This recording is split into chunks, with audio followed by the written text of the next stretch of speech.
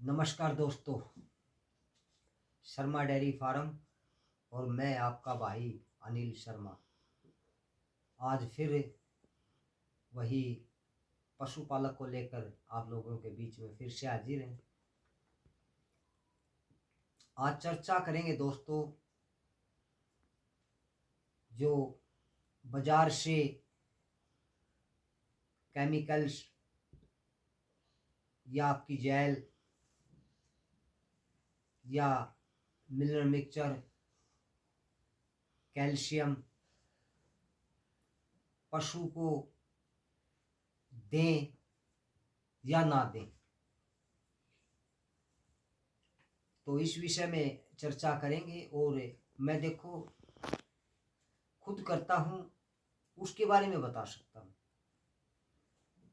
लोग क्या करते हैं क्या नहीं करते हैं ये मुझे नहीं पता, और किसी भाई को प्रेशराइज नहीं किया जाता है। जो भी चीज़ अच्छी लगे आप फॉलो कर लें, अच्छी ना लगे तो मनोरंजन करके छोड़ दें, उसको कोई दिक्कत नहीं है। क्योंकि हम कोई डिग्री वाले डॉक्टर तो देखो हम भी नहीं है। Experience is the best teacher. जितना अनुभव मेरे को हो उतना देने का प्रयास करूँगा।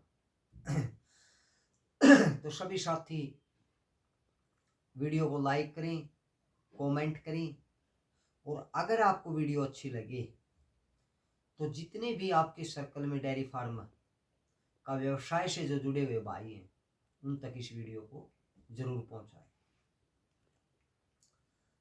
तो दोस्तों, मैटर है हमारा बाजार के जो प्रोडक्ट हर यूट्यूब पर आपको बताता है कि ये मिला लो, वो मिला लो, ये कर लो, वो कर लो, ऐसा कर लो, वैसा कर लो, आपका 20 से 25 लीटर दूध हो जाएगा, 25 से 30 हो जाएगा, 35 हो जाएगा, नदियाँ बह जाएंगी। दोस्तों, नो पॉसिबल।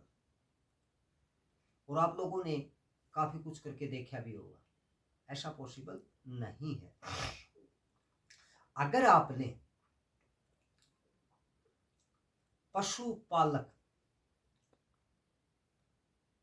पशुपालन से अच्छा प्रॉफिट लेना है तो आपके पास दो रास्ते हैं। निर्भर करता है आप पे, आप कौन से रास्ते पे चलना चाहते हो।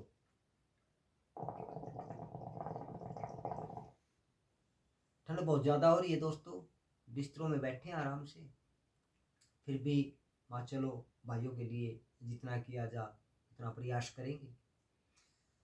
तो निर्भर करता है आप पे, आप किस रास्ते पे चलना पसंद करते हैं।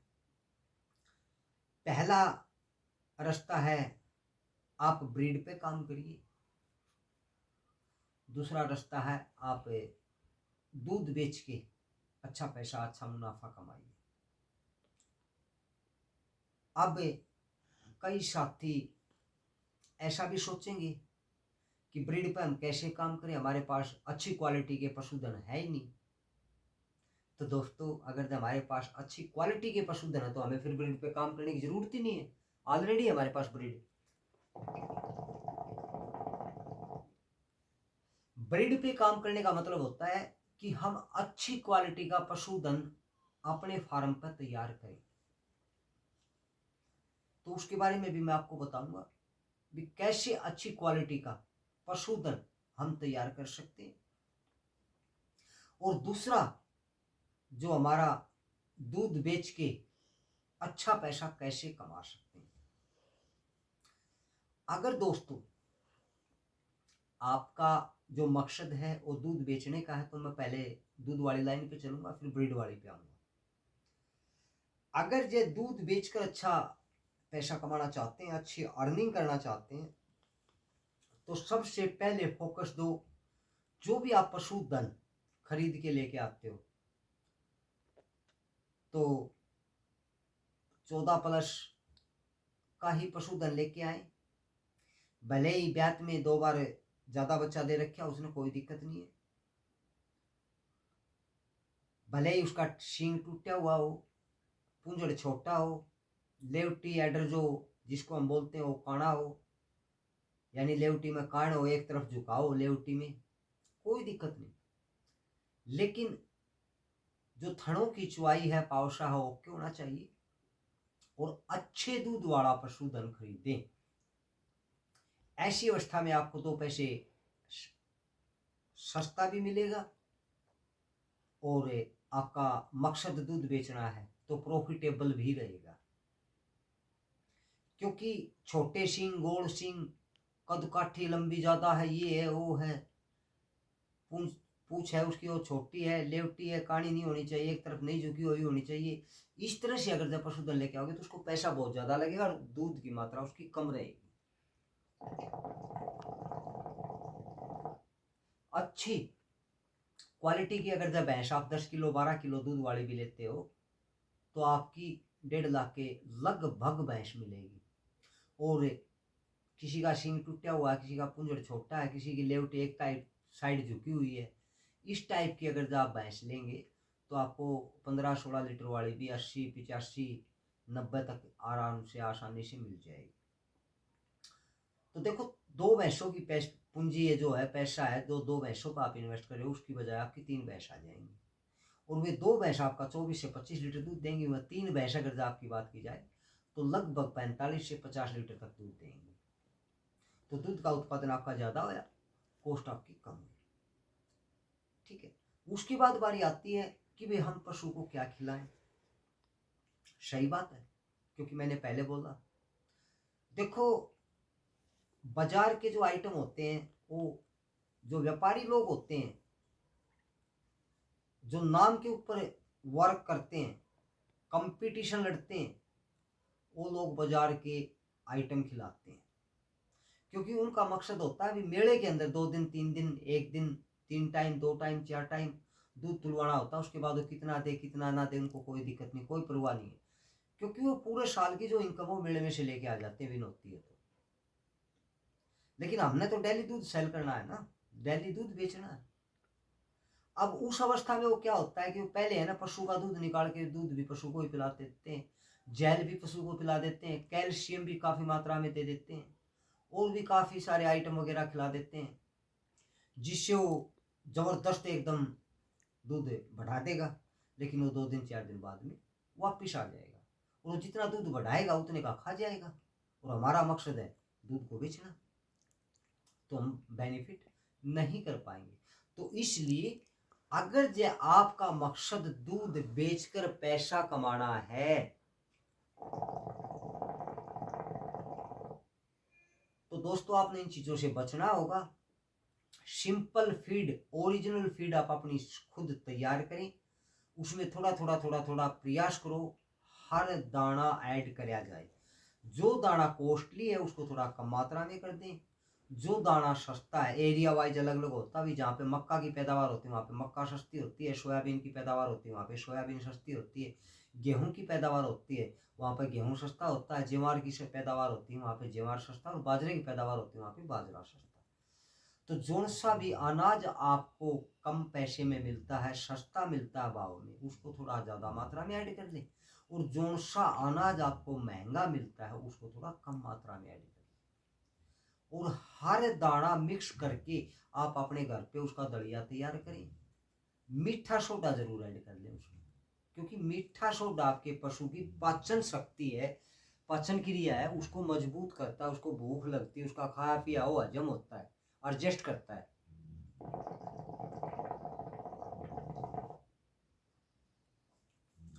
डेली भी अगर नहीं दे पाओ तो पशु को कम से कम हफ्ता में 3 बार जरूर दे देना चाहिए। और सरसों का तेल साथ रखो, या तो दाने में ही सरसों डालो तो दी बेस्ट है, नहीं तो सरसों का तेल, क्योंकि तेल वही फिर बाजार का आता है तो उसमें मिलावट होती है। तो इसलिए अगर पॉसिबल है तो आप सरसों को ही ऐड कर लें। अगर आप 100 kg दाना बना रहे हैं तो उसमें 8 से 10 लीटर kg सरसों ऐड कर लें, तो आपको अलग से तेल देने की जरूरत ही नहीं पड़ेगी, और उसके रिजल्ट भी ज़्यादा अच्छे रहेंगे। और अगर जब कंटिन्यू आप सरसों दाने में ऐड करते हैं तो आपका पशु लंबे समय तक नहीं, जब तक बच्चा देगा तब तक दूध देता रहेगा, देता देता ही बच्चा दे देगा, ये भी सच्चाई है। उसके बावजूद पशु का जो रख रखाव है वो अच्छे लेवल पे करें। जहाँ पे आप पशु को बांधते हो, रात के जो पशु का स्थान है, दिन का पशु का स्थान है, चारा खिलाने का पशु का स्थान है उसको साफ सुथरा रखें।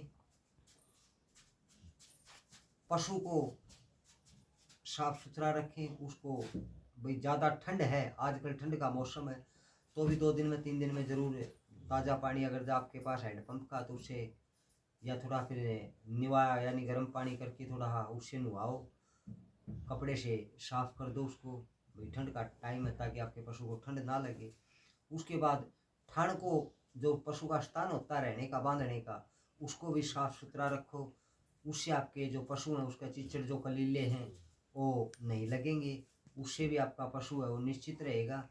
क्योंकि जितनी ज़्यादा गंदगी फैलाओगे तो दोस्तों सीधी सी बात है, पशु को जो है चिचड़ भी आएंगे, कलीले भी आएंगे। और डेली पशु को ऊपर अगर जो आप नहाते भी नहीं हो तो पशु को ऊपर का हाथ डेली फेरना चाहिए। क्योंकि हाथ अगर जो डेली फेरते रहोगे तो 1-2 चीचड़ कलीला कोई मान ले हफ्ता में 10 दिन में लाग देगा, तो आपका हाथ को पूरा शरीर पर हाथ लगाओगे तो पता लग जाएगा, और उसी टाइम उसको आप वहाँ से उतार के फेंक दोगे, तो आगे ग्रोथ नहीं हो पाएगी उनकी। और अगर जब आप डेली हाथ नहीं फेरते हैं तो आज एक चीचड़ लग गया, कल 10 बने पाओगे, परसों 10 से 100, 100 से 1000, 1000 से 10,000। और ऐसी स्थिति में आपका पशु आ जाएगा कि वो कभी ख़त्म ही नहीं हो पाएंगे। फिर लाते रहो दवाई, एक बार ख़त्म 2 दिन बाद में फिर उतनी, एक बार ख़त्म 2 दिन बाद में फिर उतनी। क्योंकि कुछ है जो पशु का रहने का स्थान है, गद्दे वगैरह डेली सफाई नहीं करते तो गद्दों के नीचे घुस जाएंगे। कुछ है आपके जो पशु के जो चारा डालने की जो खोर जिसको आप बोलते हैं, जिसमें चारा आप लोग डालते हो, उसके आसपास इधर इधर इधर घुस जाएंगे और वापिस आ जाएंगे। तो इसलिए सबसे मेन चीज़ है साफ सफाई, विशेष ध्यान रखें। और दोस्तों नॉर्मल ओरिजिनल दाना आप तैयार करेंगे तो उसके अच्छे रिजल्ट मिलेंगे। बाजार से जो दाना आप लेके आते हैं उससे सस्ता रहेगा कॉस्ट में। और आप बाजार का दोस्तों 6 किलो फीड डालते हैं, 6 किलो दाना पशु को देते हो, तो आप अपना घर का बनाया हुआ दाना 5 किलो दे देना, और 5 किलो दाने में भी वो दूध 6 किलो से ज़्यादा देगा, ये सच्चाई है। अब रही बात 1 किलो दाना कम भी डालना पड़े आपने, और कॉस्ट में बात की जाए तो 8 से 10 रुपये केजी कॉस्ट में भी कम रहेगा। कितना टॉप से टॉप क्वालिटी का आप दाना तैयार कर लेना, 45 रुपये केजी आराम से पड़ जाएगा, टॉप से टॉप क्वालिटी। और बाजार से लेके आओगे तो 50 रुपये केजी से कम कुछ भी ना मिल रहा। अड़ंगा रेट तो देखो चाहे आप 30 रुपये केजी ले आना। तो इसलिए आप अपना दाना तैयार करें, हर अनाज उसके अंदर ऐड करें। मीठा सोडा या तो दाने में ऐड कर लें, या आप डेली पॉसिबल नहीं समझ पाते हैं तो हफ्ता में 3 बार जरूर देना चाहिए। समय समय पे उसके लिए आप जो कीड़े होते हैं पशु के पेट में, 3 महीने में कीड़े की टैबलेट आपने जरूर देनी पड़ेगी दोस्तों। क्योंकि नहीं तो पेट में कीड़े हो जाते हैं, और कीड़े होने के बाद जो पशु को आप जितना भी ज़्यादा खिलाओगे वो असर नहीं कर पाएगा उतना, और आपका पशु दूध से कम हो जाएगा, समय पर ज्ञापन नहीं होएगा। और अगर प्रेग्नेंट नहीं होएगा समय पे तो देखो फिर आप लॉस में आओगे। तो इसलिए हर दाना पशु को डालो, समय समय पर हर 3 महीने में कीड़े की जो टैबलेट है पशु को दो। आपका पशु समय पर ज्ञापन होएगा, प्रेग्नेंट होएगा, आप उसकी आई करा सकते हैं। जो भी सुविधा आपके पास है भैया, तो मान लो आप भैंसा रखते हो या आप सीमन यूज करते हो, उसके अकॉर्डिंग आप उसकी एआई करा सकते हैं। उसके बावजूद जैसे ही आप पशु की एआई कराते हैं तो एआई कराने के तुरंत बाद मेथी को बंद कर दो। या अगर जो दाने में ऐड करते हैं तो 100 केजी दाना है तो उसमें 6-7 केजी मेथी आप ऐड कर सकते हैं, कोई दिक्कत नहीं। लेकिन अगर अलग से आप मेथी देते हैं 200 ग्राम, 250 ग्राम, 150 ग्राम, तो उसको बंद कर दो। तो ये तो था दोस्तों, अगर जो आपको दूध बेचकर पशु से अर्निंग करनी है। अब हमारा एक दूसरा पॉइंट और था कि हमने काम करना ब्रीड पे। तो ब्रीड पे अगर जो काम करना है तो आपके पास कैसा भी पशुधन है कोई मायना नहीं रखता, लेकिन आप ब्रीड पे काम कर सकते हैं। फॉर एग्जाम्पल आपके पास 10-12 लीटर दूध वाली ही भैंस है और वो प्रेग्नेंट का टाइम आता है, तो आप उससे अच्छा जो भैंसा है उसे प्रेग्नेंट कराएं, या अच्छा सीमन जो है जिसका रिकॉर्ड है, या भैंसे का जिसका रिकॉर्ड है उससे उसको प्रेग्नेंट कराएं, एक आम बुल से उसको प्रेग्नेंट ना कराएं, क्योंकि दोस्तों यहीं से ब्रीड का कार्य शुरू होता है। फॉर एग्जाम्पल आपके पास भैंस है जो है वो 12 kg दूध वाली है, और जब आप उसको क्रॉस कराते हो, प्रेग्नेंट कराते हो, और जो हमारा भैंसा है अगर जब 20 kg दूध वाली भैंस का काटड़ा है और उससे आप प्रेग्नेंट कराते हो, तो उसका भी 50% और भैंस का भी 50% ऐड कर लो, यानी 12 kg है भैंस का तो उसका 50% 6 kg हो गया। भैंसा है उसकी माँ का 20 kg है तो उसका 50% हो गया 10 kg, तो 10 और 6 16, यानी आपके पास भैंस थी 12 लीटर वाली और उसने अगर जब कटड़ी दी तो दोस्तों 16 लीटर दूध आपको बिल्कुल इजी तरीके से नॉर्मल चराई पर देगी। उसके बाद आप उस कटड़ी को जब तैयार करोगे तो दोस्तों 16 लीटर की हो चुकी है, और भैंसा आपका 20 लीटर का ही है, 20 लीटर भैंस वाला, तो उसका भी 50% कर दो 10, और भैंस का आप 16 का 50% कर दो यानी 8, 10 और 8 दोनों को प्लस करेंगे तो 18 लीटर, तो आप 18 लीटर पे हो गए, यानी अपने आप को इंक्रीज करते गए। ऐसे करते करते चाहे आप कटड़ा तैयार कर रहे हैं चाहे कटड़ी तैयार कर रहे हैं, इस चीज के ऊपर विशेष ध्यान दें और आप बहुत ही जल्द अच्छे लेवल पर ब्रीड का काम कर सकते हैं। नहीं तो आप यूट्यूब पर वीडियो देखते रहें, भाई मैं तो उस भैंस की काटड़ी लेके आऊंगा, उस जोटे की काटड़ी लेके आऊंगा, तो दोस्तों मैं तो सुल्तान की है ये, आप 2 लाख में खरीदे, 5 लाख में खरीदे, 10 लाख में खरीदे, पैसा तो ऐसे बर्बाद कर दोगे तो कमाओगे क्या। तो इसलिए आप क्यों नहीं अपने घर पर सुल्तान पैदा करते, क्यों नहीं आप अपने घर पर युवराज पैदा करते। कर सकते हैं, हर चीज पॉसिबल है, लेकिन संघर्ष करना पड़ेगा। और पशुपालक का व्यवसाय करते हैं तो सीधी सी बात है संघर्ष तो हमें करना ही होगा। तो दोस्तों ये एक छोटा चैप्टर था, आपको कैसा लगा सभी साथी कमेंट में बताएं, और सभी साथियों को अनिल भाई की हाथ जोड़ के राम राम। Thank you.